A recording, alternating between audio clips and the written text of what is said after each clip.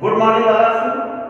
आज हम कृतिका में सेकेंड चैप्टर को पढ़ेंगे, जार्ज पंचम की नाक। यह पाठ कमलेश्वर के द्वारा लिखा गया है। बच्चों, हमारे समाज में नाक मान सम्मान और प्रतिष्ठा का प्रतीक मानी जाती है। हिंदी में नाक कटना या नाक काटना अनेक मुहावरे प्रचलित हैं और किसी की नाक कटना उसकी इज्जत, उसकी प्रतिष्ठा और उसका मान सम्मान कम होना माना जाता है। यह पाठ कमलेश्वर के द्वारा लिखित एक व्यंग्य है। आज हम स्वतंत्र हैं, किंतु अंग्रेजी हुकूमत से आज़ादी मिलने के बाद आज भी हमारे मन में विदेशियों के प्रति आकर्षण बना हुआ है। आज भी हम भारतीयों के मन में उसी तरह गुलामी की मानसिकता बनी हुई है। इंग्लैंड की महारानी एलिजाबेथ द्वितीय हिंदुस्तान पधारने वाली थी। रानी हिंदुस्तान, पाकिस्तान और नेपाल के दौरे पर कब क्या पहनेगी, इसके लिए दर्जी परेशान था, क्योंकि उसे तय करना था कि रानी कब कहाँ कौन सा सूट पहनेगी। भारतीय समाचार पत्रों में रानी की जन्मपत्री छापी गई। वहाँ के नौकरों, बावर्चियों, अंगरक्षकों, खानसामों, यहाँ तक कि कुत्तों की तस्वीरें भी समाचार पत्रों में छापी गईं।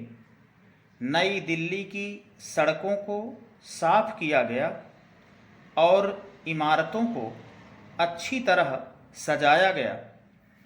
राजपथ पर इंडिया गेट के सामने जॉर्ज पंचम की प्रतिमा स्थापित थी। एक बड़ी मुश्किल सामने आई कि जॉर्ज पंचम की प्रतिमा पर नाक नहीं थी। जॉर्ज पंचम की नाक के लिए शायद किसी वक्त आंदोलन हुए थे। राजनीतिक पार्टियों ने प्रस्ताव पारित किया था। इस बात पर बहस की गई थी कि जॉर्ज पंचम की नाक रहने दी जाए या हटा दी जाए। इसके लिए हथियारबंद पहरेदार तैनात किए गए थे, किंतु पता नहीं कि जॉर्ज पंचम की नाक एकाएक क्यों गायब हो गई। महारानी भारतीय दौरे पर आ रही हैं, किंतु जॉर्ज पंचम की प्रतिमा पर नाक नहीं है। इसके लिए सरकारी तंत्र में खलबली मच गई। देश की भलाई चाहने वाले लोगों की एक मीटिंग बुलाई गई और यह तय किया गया कि हर हाल में जॉर्ज पंचम की प्रतिमा पर नाक होनी चाहिए।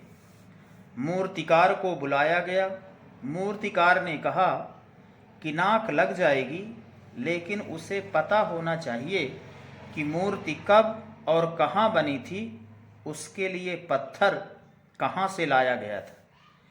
पुरातत्व विभाग की फाइलों को खोला गया, लेकिन मूर्ति से संबंधित कोई जानकारी नहीं मिली।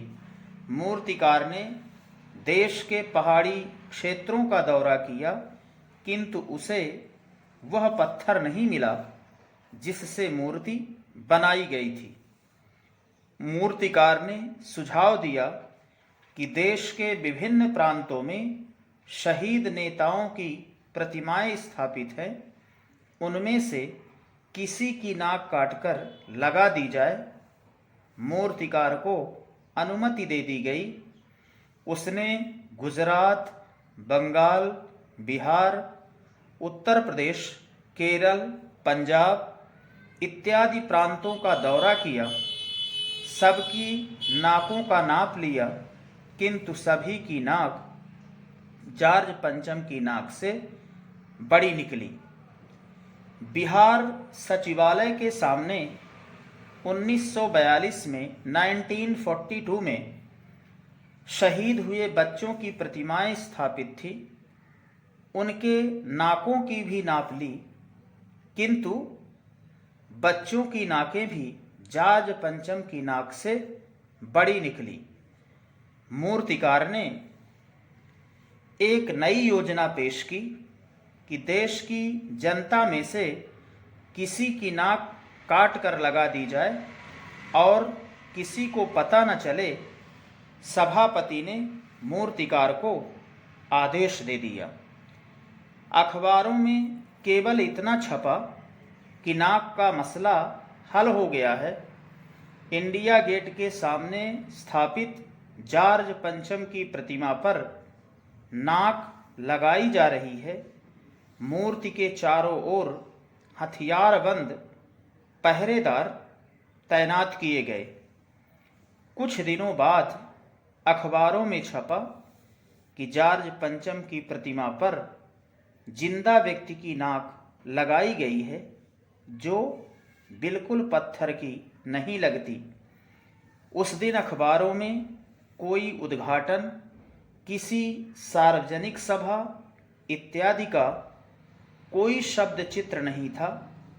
सभी अखबार खाली थे और खाली होकर जिंदा व्यक्ति की नाक लगाए जाने का विरोध प्रदर्शन कर रहे थे।